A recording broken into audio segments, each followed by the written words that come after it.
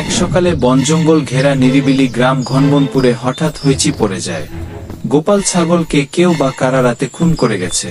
তার দেহ মিলেছে বাঁশঝাড়ের পাশে, গলার দড়ি কাটা, আর আশেপাশে অদ্ভুত পায়ের ছাপ। গ্রামের মুখরা কাক কাকেশ খবরটা প্রথমে পায়। সঙ্গে সঙ্গে সে ছুটে যায় সিয়াবাবুর কাছে। সিয়াবাবু, বট বিপদ, গোপাল ছাগলকে খুন করেছে কেউ। এই কেস আমাদেরই নিতে হবে। সিয়াবাবু ঠান্ডা মাথায় বলে, খুন মানে রহস্য, আর রহস্য মানে আমরা 3 গোয়েন্দা। তাদের সঙ্গে যোগ দেয় খরু, খরগোশ, দলের সাহসী অ্যাকশন হিরো। 3 গোয়েন্দা পৌঁছে যায় ঘটনাস্থলে। কাকেশ আকাশ থেকে ছবি তোলে, খরু চারপাশে দৌড়ে ক্লু খুঁজে, আর সিয়াবাবু লুপ নিয়ে পায়ের ছাপ বিশ্লেষণ করে। সিয়াবাবু, এই ছাপ তো মনে হচ্ছে বন বিড়ালের, কিন্তু গলার দড়ি কাটা, সেটা তো মানুষের মতো কৌশল। তারা পায় এক টুকরো নীল কাপড় গাছের ডালে আটকে আছে, আর মাটিতে ছাগলের দুধের ছিটে। এটা দেখে কাকেশ বলে, গোপাল তো দিনে 3 লিটার দুধ দিত, কেউ হয়তো দুধ চুরি করতে এসেছিল। তারা সন্দেহ করে 3 জন প্রাণীকে।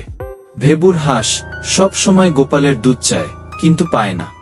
লালু শিয়াল দুধ ও মাংস দুই পছন্দ করে, আগে গোপালের সঙ্গে ঝগড়াও হয়েছে। বুড়ো বানর রাজু সবার খবর রাখে, কিন্তু নিজে নীরব থাকে। সিয়াবাবু ফাঁদ পাতে এক কৃত্রিম দুধভর্তি ছাগল বানিয়ে সেটাকে জঙ্গলের মাঝখানে বেঁধে রাখে। রাতের বেলা হঠাৎ একটা ছায়া কাছে আসে। কাকেশ ড্রোন ক্যামেরায় দেখে এটা লালু শিয়াল। 3 গোয়েন্দা তাকে ধরে ফেলে। জিজ্ঞাসাবাদে লালু স্বীকার করে, আমি দুধ চুরি করতাম ঠিকই, কিন্তু গোপালকে খুন করিনি।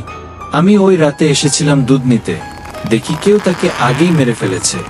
তারা আবার খোঁজ চালিয়ে বুঝতে পারে বুড়ো বানর রাজুই খুন করেছে। গোপাল প্রতিদিন তার গাছের পাতা খেয়ে ফেলত। রাগে সে গলায় দড়ি দিয়ে তাকে শেষ করে।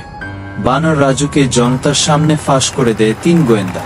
পুরো বন জুড়ে সিয়াবাবু, খরু আর কাকেশের প্রশংসা ছড়িয়ে পড়ে। সিয়াবাবু বলে, রহস্য যতই জটিল হোক, সত্য একদিন বেরিয়ে আসে।